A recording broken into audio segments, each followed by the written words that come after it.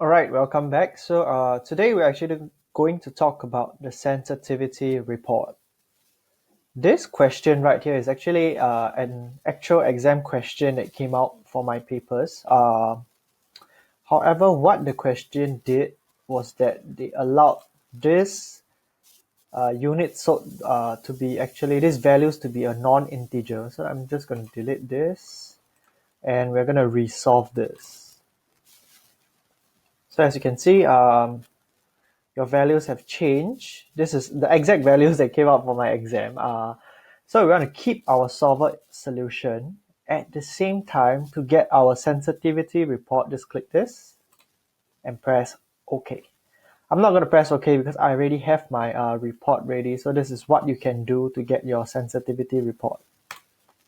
Let's just get started. For question 1, what supplies should you buy more? So this goes back to the concept of binding and non-binding constraints. So this is what they're trying to ask, okay? So looking at our constraints, we can see two important things we're looking at is one is our final value. Let's just do this, and our constraint. So as you can see, for our chicken and cheese, our final value and our constraints are the same. In short, this is saying that with our allowed ingredients per day, this is how much we are using. So chicken and cheese are actually our binding constraints. You can think of binding constraints as limiting factor. These two ingredients are limiting the amount of sandwiches we can produce. So coming back to the question, what supply should you buy more? We should buy more chicken and cheese. Okay, moving on, question 2. We are calling our supplier to review the ingredients delivered. Assuming this model right here, all these numbers is what we want to apply. What ingredients would you like to decrease? This is the same concept of binding and non-binding constraints. If you were to take a look at beans, the amount of beans we use is actually 39.2, whereas our daily limit of beans is at 68.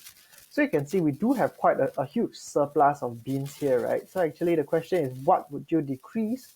We would want to decrease our beans delivered daily. All right, so reduce by how much? Let's do 68 minus this amount. Okay, so because beans is a non-binding constraint,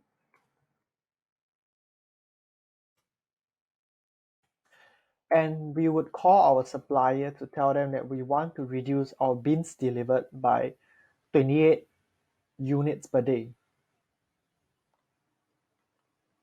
Coming back to question 2b, what ingredients would you increase and by how much? So this is very similar to question 1 of what supplies would you buy more, but there is a follow-up to this, and by how much, in terms of how much more units do we want to buy. Of course, all this is assuming that this model is something we want to apply. So thinking back, you need to know what the question is asking. So effectively, it's asking us for allowable increase, which is right here. All right, so I'm just going to highlight this also. So looking at allowable increase, right, what it is effectively telling us. Okay, allowable increase ties in with shadow price. So let me explain what does this mean. For every 1 unit of chicken, we would be earning 45 cents more. This is effectively what shadow price means. For every 1 unit of resource, how much more profit can we make? Likewise, for cheese, if we have 1 more unit of cheese, we can make $1.45 more.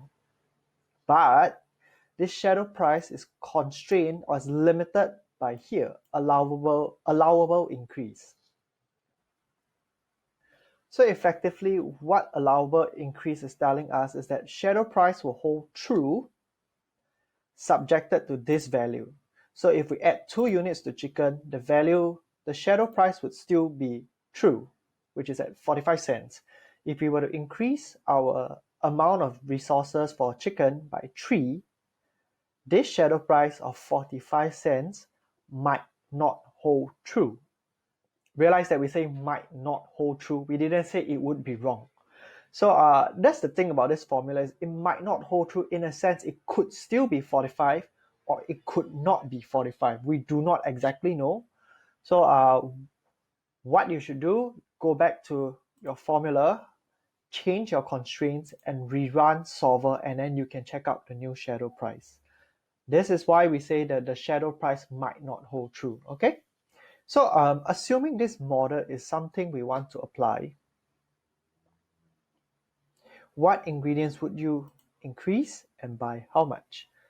So in this question, we would increase the chicken by 2 units and we would increase the cheese by 46 units.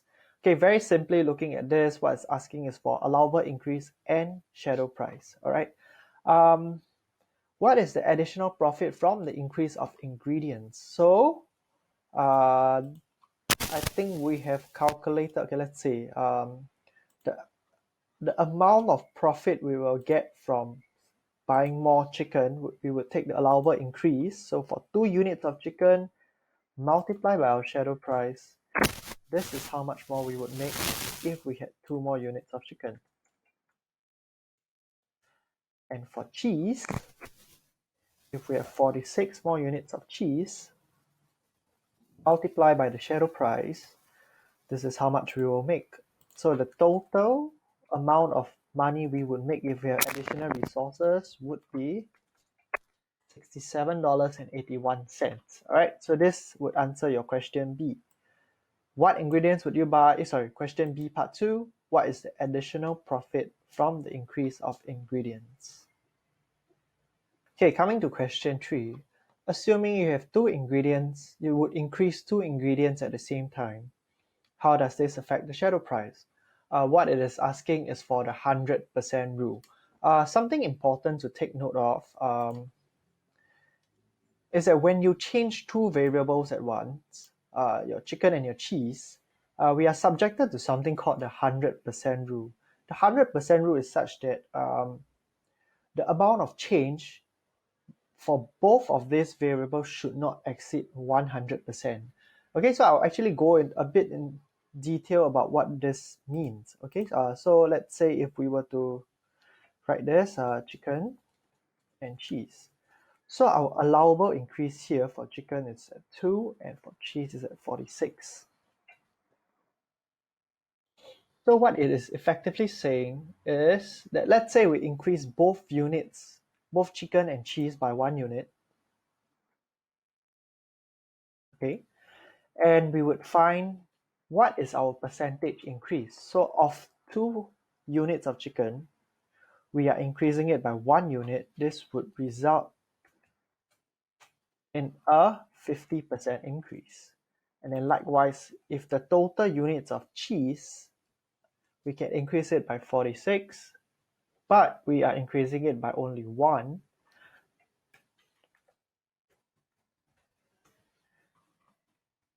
The amount of change is at only 2%.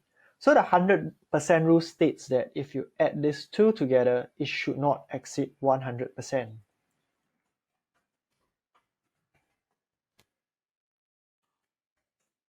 So there you go. It's a total change of 52%. Okay, let me just change this to percentage so it's a bit easier. All right. So let's say if we were to increase both units, chicken and cheese, by 2 units,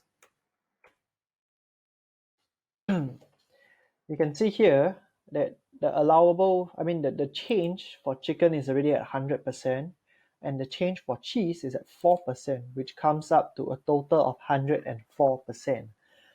So what the 100% rule is saying that if we were to increase both chicken and cheese by 2 units, it exceeds 100%, and as a result, the shadow price might not be optimal.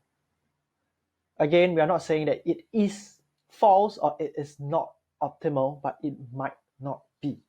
Okay, so and always you can add a disclaimer. If the change is greater than 100%, you can write this in your exam, we would rerun the solver, we would rerun the program to find out what is the new shadow price. Okay, so this is what it is asking for question C, the 100% rule. So coming to question 3, you want to start selling more sandwich X. Explain why sandwich X is not in the model and what you should do. So what this is effectively asking is for the reduced cost. Okay, so let's jump into the table right here. We can see that we're selling 8.36 of sandwich Y and we're selling 1.45 of sandwich Z.